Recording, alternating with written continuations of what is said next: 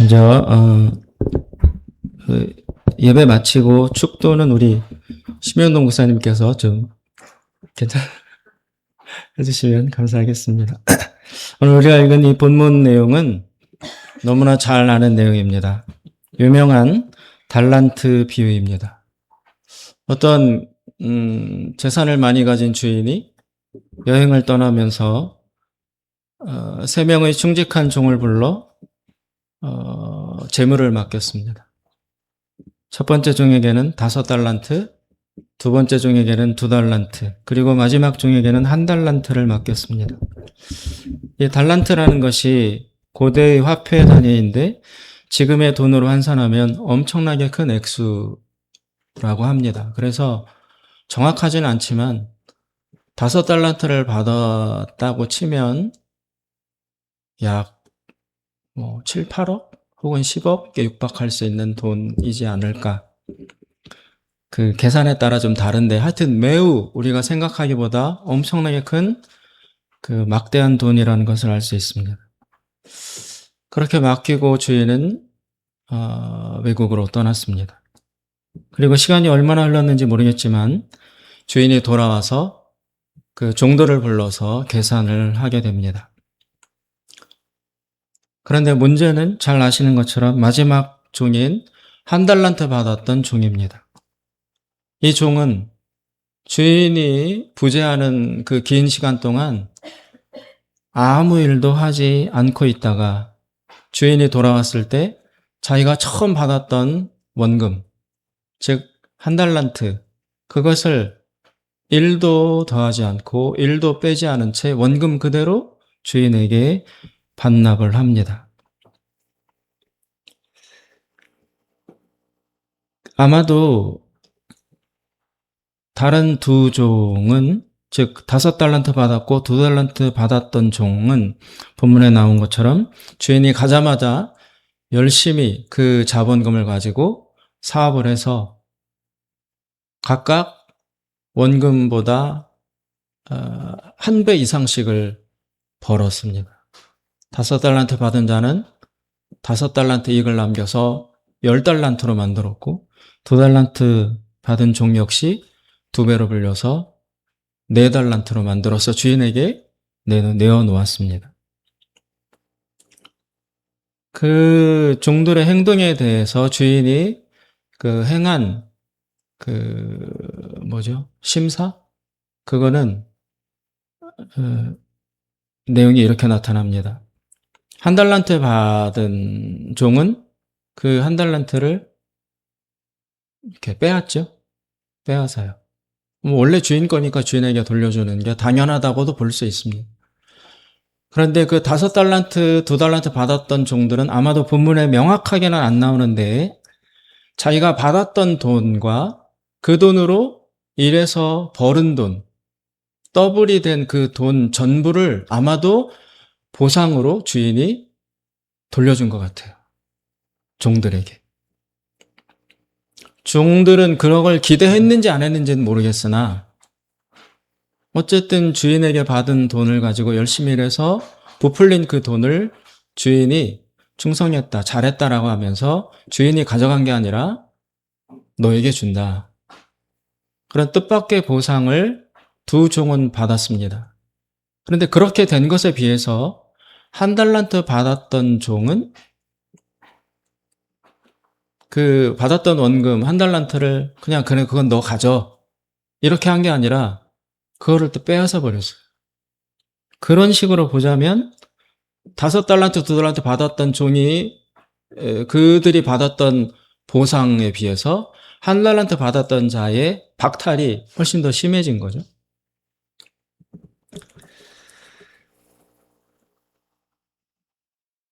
이와 비슷한 예화가 있습니다. 어떤 또 부주인이 이제 그 종들이 나이가 차서 은퇴할 시점에 처했을 때 충성된 3명의 종을 불러서 집을 지어라. 나를 위해서, 주인을 위해서 내가 살 집을 다들 지어봐라. 자금은 내가 아낌없이 대주겠다. 그러더니 첫 번째 종은 정말 열심히 지어서 최선을 다해서 너무 아름답고 훌륭하고 정말 완벽한 집을 건설했어요. 두 번째 종도 역시 최선을 다해서 아주 훌륭한 집을 지었습니다. 그런데 나머지 세 번째 종은 속으로, 아니, 일평생 부려먹었으면 벌들이 막 일평생 충성했으면 뭘 좀 이렇게 나한테 잘했다, 수고했다 이렇게 좀 상을 줘야 되는 것 아닌가? 그런데 은퇴 직전인 나에게까지 끝까지 부려먹으려고 이젠 집을 지어라. 거기에 이제 마음이 이제 삐딱해진 거예요. 그래서 어차피 내가 살 집도 아니고, 그리고 이제 나도 은퇴인데 마지막 얼굴 볼 것도 없고, 그런데 끝까지 마음을 저렇게 쓰는 주인이 괘씸해서 주인이 살 집이라고 하니까 엉망으로 지었어요. 무성의하게, 값싼 재료로 아주 부실하게 그렇게 지어서 마지막에 주인이 각 집을 돌아다니며 심사를 했습니다. 그때 그 주인은 그 훌륭한 집을 지었던 두 종에게, 이게 너희 집이야. 평생 나를 충성했으니 내가 마지막 선물로 너에게 주는 거야. 열심히 지은 이 좋은 집에 들어와서 평생을 아름답게 살아라. 그렇게 되돌려 주었어요.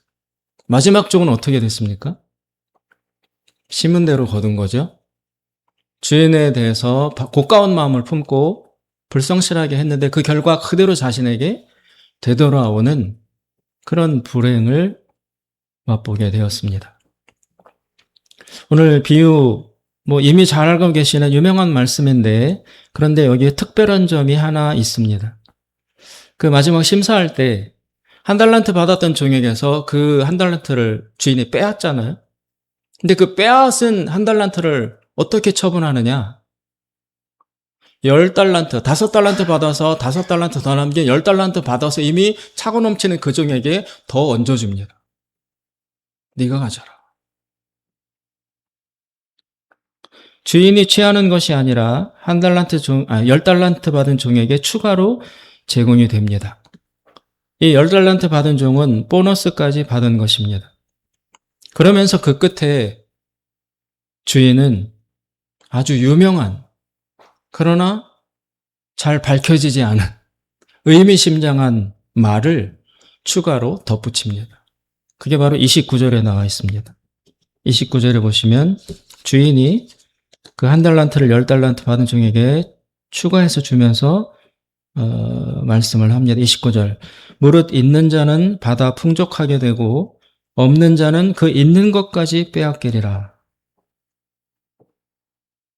10달란트 받은 자는 더 받아 풍족하게 되고 한 달란트 받았던 자는 있던 것까지 빼앗기는 그 결과를 말씀하신 것입니다. 그런데 이 29절 말씀해 보면 여기서 있는 자 없는 자라고 표현하는데, 그런데 정작 무엇이 있고 없는지는 밝혀져 있지 않아요.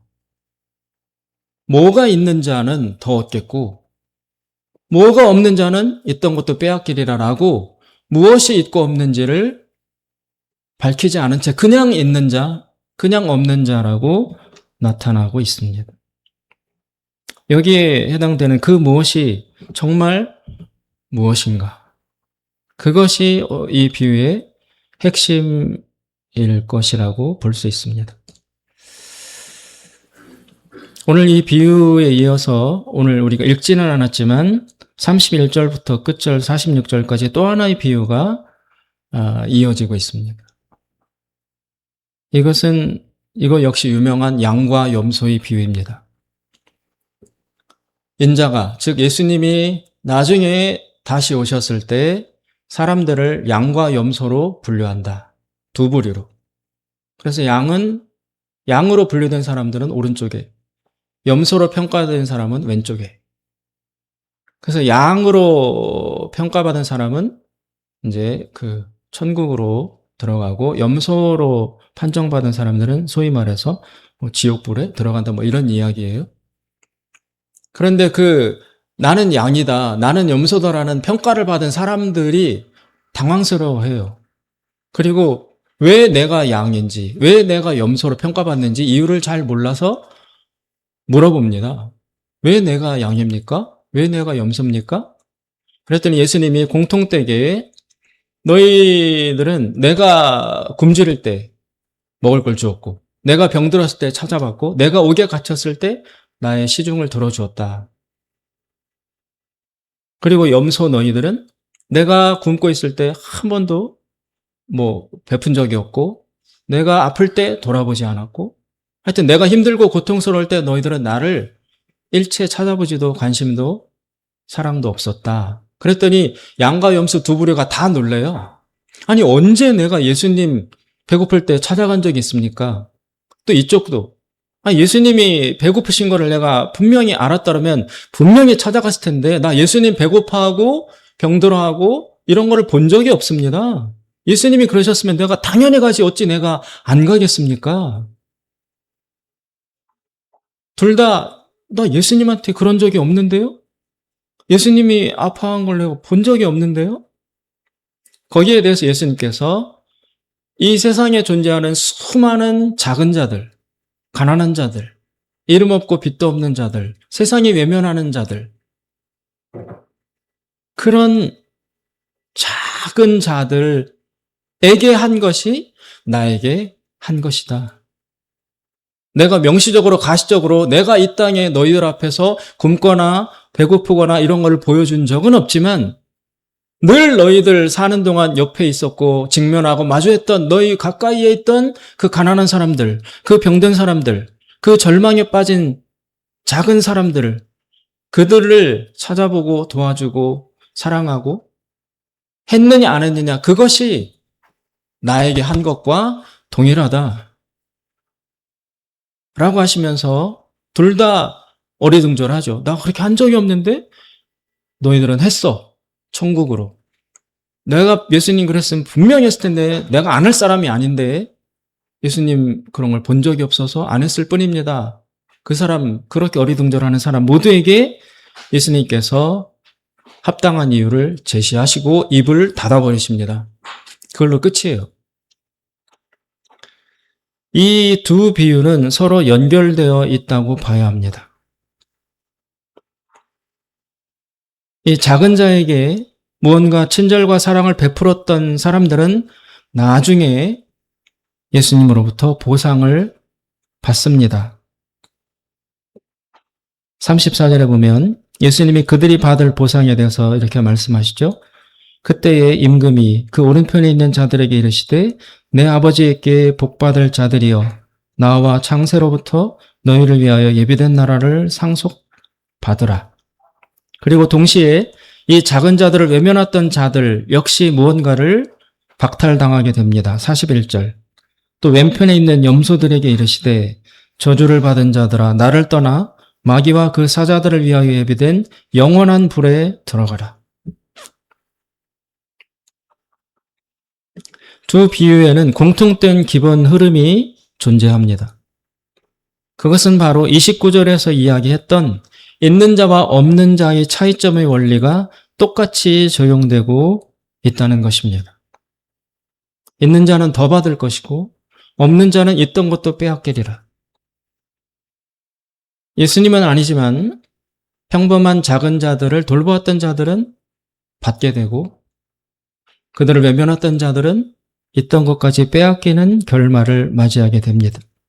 이 두 비유의 공통적으로 무엇이 있을 때에 승자가 되고 영광을 얻을 수 있지만 그 무엇이 없을 때에는 가차없는 심판과 저주를 받게 되고 있던 것까지 빼앗기는 결말을 맞이하게 됩니다.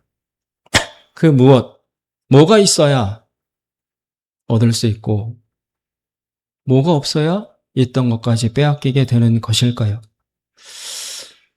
앞의 비유에서 한 달란트 받았던 종을 살펴보도록 하겠습니다. 그 사람은 왜 다른 두 종과는 달리 아무 일도 하지 않았던 것일까요? 이 사람은 왜 악하고 게으른 행동을 하게 되었을까요? 24절과 25절에 보시면 그 종이 하는 말이 나옵니다. 24절. 한 달란트 받았던 자는 와서 이르되 주인이여 당신은 굳은 사람이라 심지 않은 데서 거두고 해치지 않은 데서 모으는 줄을 내가 알았으므로 두려워하여 나가서 당신의 달란트를 땅에 감추어 두었었나이다. 보소서 당신의 것을 가지셨나이다. 지금 우리말 성경에는 소위 뉘앙스라는 게 잘 안 나타나요. 뉘앙스 아시죠? 똑같은 단어와 말인데 거기에 담겨있는 배후의 어떤 숨은 의미, 똑같은 말을 하는데 비꼬는 억양과 태도, 뭐 이런 것들이 담겨 있잖아요. 그런 걸 뉘앙스라고 하잖아요. 두 사람이 와서 똑같은 말을 했는데 한 사람 말은 기분 좋게 듣고 한 사람 말은 듣고 난 뒤에 기분 나빠요. 내용이 달라서가 아니라 그 말을 하는 자의 태도와 자세와 뉘앙스를 듣고 좀 말은 좋은 말 하는데 되게 씨가 담겨 있네? 뭐 이런 식의 것들을 알아차릴 수 있잖아요. 그런데 우리 이 성경 번역된 것에는 뉘앙스를 알아차리기가 어려워요. 뉘앙스. 이 지금 한 달란트 받은 종이 주인에게 지금 하는 말에는 엄청난 반발심, 저항감, 그런 게 담겨 있어요. 그래서 주인을 보고 곱게 공손하게 하는 말이 아니라 따지듯이, 저항하듯이, 그렇게 맞서서 주인에게 항의하는 그런 뉘앙스가 담겨 있습니다. 어조가 담겨 있습니다. 그래서 이 사람은 정면으로 주인을 비판합니다. 당신은 굳은 사람이에요. 심지도 않고 거두려 하는 그런 심보를 가지고 있습니다. 그래서 내가 한 달란트 받은 그대로 바로 땅에 묻어버리고 아무것도 안 했어요. 왜? 당신이 옳지 않기 때문에. 당신이 나는 정당하다고 의롭다고 보여지지 않기 때문에 난 당신 말을 따르기 싫었습니다. 그런 어투가 넘쳐나고 있는 문장이라는 것을 우리가 좀 주의해야 합니다. 바울 서신도 마찬가지입니다. 바울도 고린도 교회, 갈라디아 교회, 에베소 교회 여러 군데 편지를 보냈잖아요. 근데 각 교회마다 가진 문제가 달랐어요. 어떤 교회는 칭찬을 해주고 싶은 교회가 있어요. 예를 들어 빌립보 교회 같은데. 빌립보서는 굉장히 따뜻함이 묻어나는, 따뜻한 뉘앙스가 묻어나는 편지예요. 빌립보 교인들을 향한 애정이 그 바울이 편지에서 철철 넘쳐 흘러요.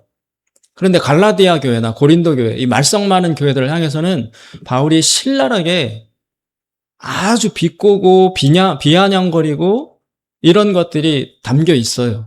근데 우리 성경만 읽어서는 바울의 그 어투를 잘 알아차리기가 어렵지만 바울은 자기가 할 수 있는 그 모든 걸 다 담아서 편지에 그걸 다 드러내고 있어요. 하여튼 지금 우리가 읽은 이 한 달란트 받은 자의 말에도 주인을 향한 엄청난 저항과 반항심이 가득 들어있다는 것을 알아야 합니다. 이 종은 주인에 대한 신뢰가 없습니다. 왜냐하면 주인을 불의한 사람이라고 보고 있기 때문입니다. 그래서 저항을 하고 있습니다. 그래서 주인은 그것을 알아차리고 정확히 지적합니다. 26절에 보면 주인의 대답이 나옵니다. 26절에 그 종이 그렇게 저항하니까 26절에 주인의 대답이 나옵니다. 그 주인이 대답하여 이르되 악하고 게으른 종아 나는 심지 않은 데서 거두고 해치지 않은 데서 모으는 줄로 내가 알았느냐? 그러면 내가 마땅히 내 돈을 취리하는 자들에게나 맡겼다가 내가 돌아와서 내 원금과 이자를 받게 하였을 것이니라 하고 너는 나를 불의한 사람으로 보고 있구나. 응? 심지 않은 데서 거두고 해치지도 않았는데 모으려 하고 이런 이중인격자라든지 하여튼 모순된 사람이라고 너는 나를 보고 있구나. 그래서 나에게 반항하고 있구나. 일부러 나에게 저항하기 위해서 내가 없는 동안 아무 일도 하지 않고 그 엄청난 자본금을 받았음에도 불구하고 아무것도 하지 않은 채 일부러 나 보라고 땅에다 묻어두고 소위 태업을 한 것이 아니냐. 지금 주인과 종이 아주 신랄하게 티격태격 왔다 갔다 논쟁을 하고 있는 것입니다. 이 대화를 볼 때, 그리고 이 종의 행동을 볼 때, 이 종은 아마도 주인에게 큰 상처를 받은 것으로 보입니다. 이 종은 주인에게 단단히 실망하고 그리고 분노하고 있습니다. 주인을 향하여 분노하고 있어요. 주인을 좋아하지 않아요. 미워해요. 증오해요. 그런 마음일 때 주인을 위해서 충성할 수 있겠습니까? 못하죠, 당연히. 하다못해 직장에서도 존경할 만한 상사, 믿을 수 있는 인격을 가진 상사나 그런 사람 밑에서라면 열심히 하죠.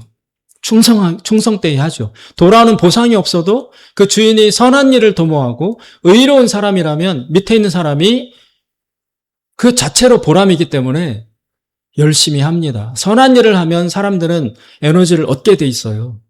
근데 주인이 상사가 악하다, 불공정하다, 이기적이다. 그러면 제 아무리 큰 프로젝트를 맡겨도 열심히 하고 싶지 않습니다. 이 종의 입장에서는 주인을 위해서 도저히 충성할 수 없는 입장에 놓여 있습니다. 그래서 그 결과 일종의 허무주의에 빠져 있는 것으로 보입니다. 이거는 뭐 정설은 아닌데 그냥 제 혼자 생각해 볼 때 이 한 달란트 받은 종은 주인의 행동에서 큰 트라우마를 겪은 것 아닌가 생각이 됩니다. 왜냐하면 이 세 사람의 종 다 일평생 주인을 위해서 아주 충성해온 일꾼들이에요. 그런데 주인이 떠나면서 그 맡긴 돈의 액수가 심각하게 달라요. 어떤 종에게는 5달란트라는 거액을 맡겼어요. 이걸로 잘해봐라. 그러면 그만큼 그 종을 신뢰한다는 거죠. 그 종을 인정한다는 거죠. 또 두 번째 종에게는 2달란트를 맡겼어요. 그것도 나름 그 정도면은 인정받은 건데 유독 자기에게만 1달란트만 맡겼어요. 1, 2만 원 차이가 나면 그럴 수 있겠다 싶지만 몇 억씩 차이가 나는 돈을 맡겼다라면 분명히 받은 사람 입장에서 왜 나는 1달란트지? 왜 저 사람은 5달란트, 2달란트에 유독 나한테는 이것밖에 안 주지? 내가 뭘 잘못했는데? 나만큼 열심히 한 사람도 없는데, 그리고 내가 볼 때 저 두 사람은 나보다 못한데, 내가 더 능력 있고, 내가 더 충성스럽고, 내가 더 헌신적인 사람인데, 왜 나에게 이런 말도 안 되는 평가를 하는 거야? 5달란트를 받아야 된다면 내가 받았어야지. 내가 그 5달란트 받기에 합당한 사람이 나 아니야? 그런데 왜 나를 이렇게 취급해? 왜 나를 이렇게 짓밟아? 일평생 종으로 누군가의 하인으로 살아온 사람의 최고의 영예는, 최고의 영광은 주인이 알아주는 거예요. 그게 박탈당했어요. 그것이 짓밟혔어요. 이건 저의 짐작이에요. 그래서 분노한 것이 아닐까? 그래서 실망하고 낙심하게 된 것이 아닐까? 여러분, 우리의 삶을 생각해 봅시다. 누구는 태어나면서부터 부잣집에서 태어나고 건강한 신체와 머리와 능력, 그래서 가만히 있어도 이 사람은 승승장구하게 되어 있고, 누구는 태어나는 것 자체가 불행하고 가난하고 또 장애를 지니고 정말 악조건 속에서 태어나고, 그래서 몸부림을 쳐도 그 격차를 극복하는 것이 불가능한 우리 주변에 우리 자신을 보아도 날 때부터 질병과 장애를 가지고 태어나는 사람들, 이 땅에는 다행히 전쟁이 없지만 그저 그 나라에 태어났다는 이유만으로 어느 날 갑자기 폭탄이 날라와서 병원에 입원해 있던, 그리고 초등학교 어린아이들이 몇백 명씩 죽어가는 그런 현실이 벌어지고 있는, 거기에 그 장소에 살고 있는 사람이라면 과연 세상이 공평하다고 기뻐할 수 있겠습니까? 왜 나에게, 왜 여기에, 이런 의문을 갖지 않을 수가 없을 것입니다. 주인을 믿었었는데 주인은 알고 보니 완전 불의한 사람이구나. 이런 주인 밑에서 내가 일평생 일해왔다는 것 자체가 내가 후회된다. 나는 더 이상 이 주인 밑에서 일하고 싶지 않다. 저렇게 불공정하고 저렇게 불의하고 저렇게 신뢰할 수 없는 사람인데 나를 맡긴다? 내가 충성한다? 내가 신실한다? 난 그건 못하겠다.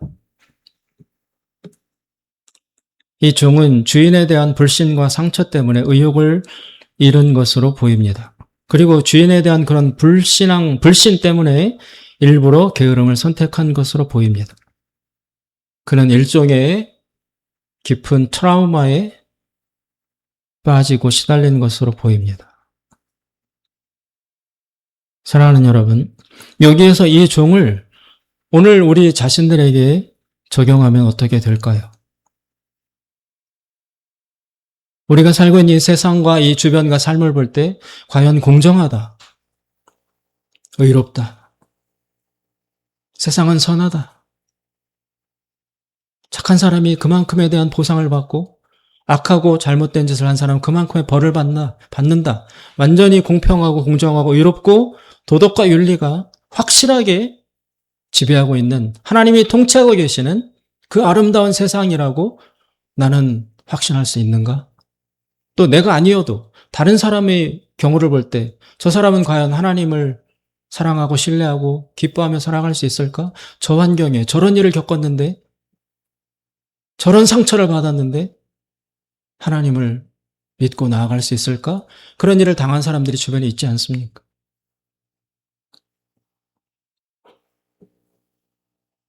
이 종이 저항하고 있는 주인은 바로 하나님이라고 할 수 있습니다. 억울한 죽음, 난데없는 전쟁, 갑자기 닥쳐온 사고, 열심히 했으나 무자비한 실패, 내 잘못이 아닌데 닥쳐온 불행, 그런 것에 직면하다 보면 우리는 하나님에 대한 믿음이 흔들리게 됩니다. 과연 하나님 살아계신 게 맞아? 살아계신다 해도 하나님 과연 공정하고 의롭고 선하신 분 맞아? 어떻게 일을 이렇게 하실 수가 있어? 세상이 왜 이 모양이야? 그러면서 상처와 트라우마, 절망에 노출되게 됩니다. 그리고 그 절망과 상처가 깊으면 궁극적으로 어디에 우리가 빠지게 되냐면 허무주의에 빠지게 됩니다. 좀 더 구체적으로 이야기해서 역사 허무주의라고 말할 수 있습니다. 그것은 무엇이냐면 세상은 불의하고 불공정해. 선이 이기지 않는 세상이야. 선은 무의미해. 그래서 세상을 긍정할 수가 없습니다. 이 세계에 대한 믿음을 가질 수가 없는 것입니다. 그래서 이 역사 허무주의에 빠지면 행동을 할 수 없습니다. 뭘 열심히 할 수가 없어요. 해봤자 뭐해? 의미도 없는데. 해봤자 뭐해? 달라지지도 않고 악이 승리하는 세상인데 내가 혼자 열심히 여기서 몇 빠지게 선을 지키며 의롭게 산들 뭐하냐고. 그리고 일평생 열심히 땀 흘리며 일한들 뭐해? 어차피 다 죽을 건데. 전도서에 그런 말씀이 많이 나오잖아요. 다 헛되다. 지나치게 의롭게 사는 것도 그렇게 살지 말아라.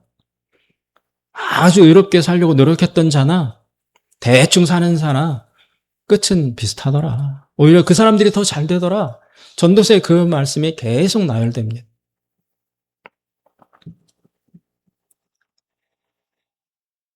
주인에 대한 믿음, 하나님에 대한 믿음이 거의 소멸되어 버렸습니다. 선이 이기리라는 믿음과 소망이 없습니다. 그래서 허무주의자가 되고 비관론자가 되고 냉소주의에 빠지게 되고 부정적 사고에 시달리며 확신이 없고 역사에 대한 불신에 지배받는 것입니다. 이 역사가 계속 간들 선이 이기리라는 거기에 대한 믿음이 없는 것입니다. 이렇게 되면 행동을 못하게 되고 노력하지 못하게 됩니다. 의미가 없기 때문에 열심히 할 열정 자체가 발휘되지 않습니다. 이 한 달란트 받은 종이 주인에게 심각한 상처를 받고 트라우마를 경험하고 주인을 믿을 수도 긍정할 수도 의지할 수도 없는 그 역사의 허무주의에 빠졌을 때 제 아무리 수많은 돈과 자금을 준다 해도 한번 주인에게 대한 믿음을 상실한 이 종의 입장에서 뭘 열심히 할 에너지가 없어요. 하고 싶지 않아요.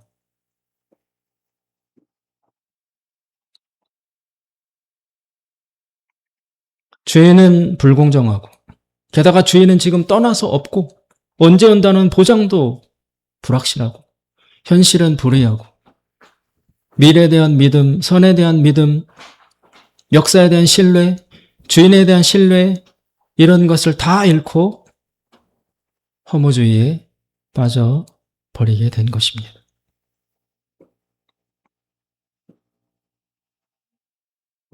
그리고 두 번째 비유에서 이 작은 자들, 이름 없는 자들, 무가치해 보이는 자들, 그들을 향해서 두 부류는 서로 다른 행동을 했습니다. 한 사람은 찾아보고 돕고 음식을 갖다 주고 했는데 또 다른 사람은 그런 행동을 하지 않았습니다. 그런 행동을 하지 않았던 사람들도 역시 비슷한 생각에 빠졌을 수 있습니다. 야, 이 가난한 사람 내가 몇 푼 도와준다고 한번 찾아가 본다고 달라지겠어? 이 세상에 가난한 사람이 얼마나 많은데 병든 사람이 얼마나 많은데 내가 한번 찾아간다고 내가 한번 위로한다고 이게 뭐 그 사람에게 도움이 되겠어? 이런 행동이 무슨 의미가 있나? 뭐가 달라지나? 현실이 개선되나? 보이지 않는 하나님을 위해서 내가 뭐를 할 수 있단 말인가? 하나님은 눈에 보이시지도 않고 큰 그림이 잡히지도 않고 의미를 찾을 수도 없고 이 작은 자 하나를 내가 살려놓는다고 해서 세상이 달라지지도 않고 이런 질문에 빠졌을 수 있습니다. 그런데 여러분, 제가 여기 본문에 나오는 사람처럼 작은 자였던 적이 있습니다. 제가 줄였던 때가 있고 제가 목말랐던 때가 있고 제가 병들었던 때가 있었습니다. 바로 그 작은 자의 입장이 되어본 적이 있습니다. 그런데 그때 저를 찾아와주고 저를 위로해주고 저에게 작은 도움과 사랑을 베풀어줬던 그들의 관심과 그 사랑이 제가 작은 자가 되어보니 결코 무의미하지 않았어요. 절대로 무의미하지 않았어요. 어쩌면 저는 제가 작은 자일 때 찾아와 주고 돌봐 주었던 일회성이라 할지라도 그 사람들이 그 사랑과 따뜻함, 그 위로 저는 거기에서 하나님의 은혜를 보았습니다. 그리고 엄청난 힘과 위로를 받았어요. 그리고 그것 때문에 아직까지 살아있어요. 제가 받는 자가 되어 보았더니 그런 무의미하고 무력해 보이는 이웃의 작은 사랑에 그리고 그들의 그 돌봄이 저를 살리는 것을 알 수 있었습니다. 결코 무의미하지 않았습니다. 그러면서 믿음을 갖게 되었습니다. 역사는 선의 패배로 절대 끝나지 않습니다. 우리가 지금 눈앞에 보기에는 악이 승리하는 것 같고, 악이 창궐하고, 선은 짓밟히는 것 같고, 우리가 의롭게, 바르게, 정직하게, 선하게 사는 이 작은 몸부림과 노력이 거의 무의미해 보이는 현실이라 할지라도, 그러나 역사의 끝에는 반드시 오늘 비유에 나오는 것처럼 선이 보상받고 악은 심판받습니다. 이것이 역사의 법칙입니다. 그리고 우리가 눈으로 볼 때는 역사는 이렇게 허무하게 끝나는 것으로 보입니다. 그러면 예를 들어 봅시다. 예수님은 십자가에서 죽으신 것만큼 세상에 허무한 일이 더 있나요? 하나님의 아들이신 예수님이 십자가에서 죽임 당하는 것만큼 큰 트라우마가 있을 수 있을까요? 아니, 하나님의 아들이 와서 죽었어. 하나님의 아들이면 우리가 희망을 걸 수 있는데, 그분이면 무언가를 세상을 구원할 수 있고 바꿀 수 있는 결정적인 유일한 절대적인 분인데, 그런데 그분이 와서 허무하고 허탈하게 죽어버렸어. 끝이야, 다. 뭘 기대할 수 있겠어, 역사에. 하나님의 아들이 죽었는데. 세상에 올 수 있는 마지막 구원자라면 전능하신 하나님의 아들, 그분밖에 없어요. 하나님이 오시면 끝인데, 그런데 그 하나님이신 분이 왔는데 그분이 패배로 죽어버렸어요. 그 현장에서 그 일을 겪고서도 우리는 역사를 신뢰할 수 있겠습니까? 선이 이긴다. 착하게 선하게 의롭게 살면 결국 끝에는 우리가 이길 수 있다. 라는 믿음을 어떻게 가질 수 있겠습니까? 예수가 죽었는데. 그런데 여러분, 역사가 그것으로 끝이 났습니까? 예수의 죽음으로 역사가 끝이 났습니까? 십자가 뒤 3일 뒤에 예수님이 부활하셨습니다. 예수님이 죽음을 이기고 다시 살아나셨습니다. 그게 역사의 끝이에요. 우리는 예수님의 부활을 보지 못했어요. 본 적이 없어요. 다만 듣기만 했어요. 그런데 그 예수님이 죽음마저도 이기고 다시 살아나셨다는 그 과거 2000년 전부터 들려오는 그 소식 메시지, 이것을 우리가 믿어야만 이 역사를 신뢰할 수 있습니다. 그것을, 부활의 메시지를 우리가 실질적으로 내가 믿지 아니하면 도저히 열심히 살아갈 수가 없어요. 우리가 보이는 현실과 역사는 우리에게 계속 도전합니다. 불의함을, 상처를 이 한 달란트 받은 종이 경험한 것처럼 불의해요. 너무나 불의해. 너무나 부당해. 세상이 나에게 가하는 상처와 판단과 이 치리는 너무 가혹하고 불의해요. 상처받을 수밖에 없어요. 허무에 빠질 수밖에 없어요. 그러나 예수의 죽음만큼 허무한 일이 이 세상에 어디 있겠습니까? 하나님의 아들이 와서 죽어버렸다는데 그만큼 허탈하고 허무하고 힘 빠지는 일이, 절망스러운 일이 어디 있겠습니까? 그러나 역사는 그걸로 끝이 나지 않고 예수님께서 죽음 뒤에 부활하셨다는 소식을 전하고 있습니다. 따라서 역사의 끝은 선이 승리한다는 사실을 예수님은 우리에게 보여주신 것입니다. 이것을 믿느냐 안 믿느냐. 믿으면 5달란트 받은 사람, 2달란트 받은 종처럼 열심히 살 수 있습니다. 그리고 저 작은 자, 이름 없는 자, 가봤자 아무 변화가 없을 것처럼 절망스러워 보이는 작은 자들을 우리는 꾸준히 찾아갈 수 있습니다. 이 작은 사랑이라도 이 사람에게 의미가 있을 것이라는 믿음을 계속 가지며 그 선행을 이어갈 수 있습니다. 그러나 예수가 부활했다는 그 사실에 대한 믿음을 잃어버리면 우리는 1달란트 받은 자처럼 해봤자 뭐해? 열심히 살아봤자 뭐해? 보람이 없는데, 무의미한데, 저 많은 가난한 사람들 내가 하나 가서 찾아보고 돌봐준다고 뭐가 달라져? 세상이 바뀌어? 한들 안 한들 세상은 그대로야. 이런 역사 허무주의에 빠져서 우리는 살아있지만 사실은 죽은 존재로 하루하루를 연명해 나갈 수밖에 없는 그런 존재가 되고 맙니다. 지금 교회 절기로 보면 다음 주는 주님의 고난주간이고 4월 5일 첫 주가 예수님의 부활을 기념하는 부활주일이 다가오고 있습니다. 지금은 당시 제자들, 예수님을 따라갔던 모든 자들에게 절망이, 그 거대한 절망과 낙심과 상처가 시시각각 엄습해오는 어두운 시간입니다. 그것으로 역사가 끝이 날 것처럼 제자들을 위협하고 있습니다.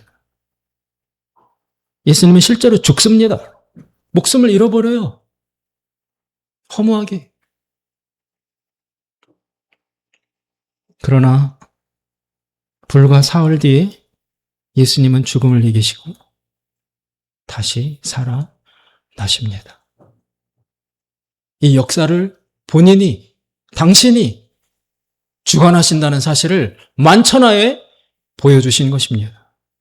역사의 주인은 나다. 마귀가, 사탄이, 악이, 심지어 하나님의 아들인 나를 죽여도, 그러나 나는 그것으로 끝나지 않고 죽음마저도 이기고 다시 살아나서 이 세상을 다스리는 영원한 왕이다라는 사실을 온 세상에 증언하신 것입니다. 그래서 부활은 우리와 아무 상관없는 2000년에 있었던 그런 무의미한 사건이 아니라 오늘의 나를 살고 죽게 만드는, 내가 살아있을 수도 있고 허무에 빠져 살았으나 죽은 자처럼 지낼 수도 있게 만드는 내 생명의 근원이 될 수 있는 것입니다.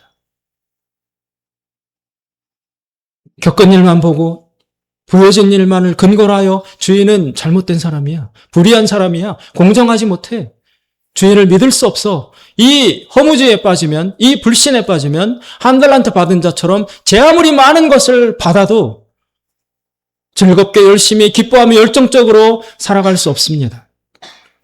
살아있으나 죽은 자처럼 피폐해질 수밖에 없습니다.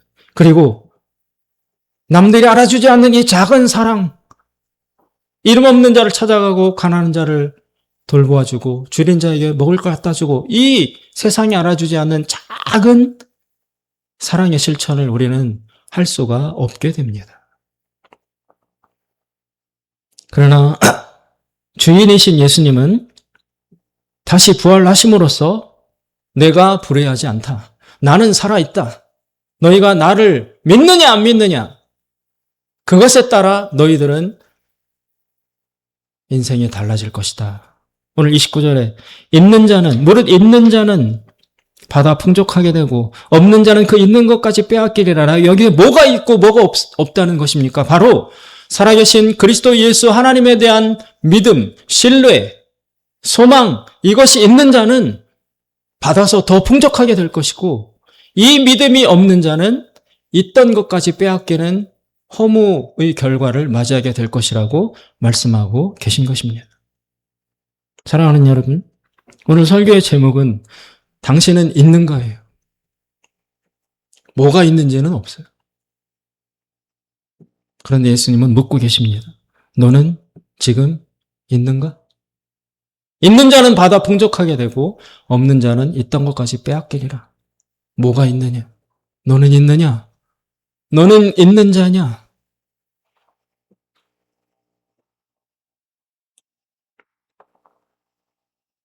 부활은 우리들을 살고 죽게도 만들 수 있는 가장 중요한 하나님의 메시지입니다.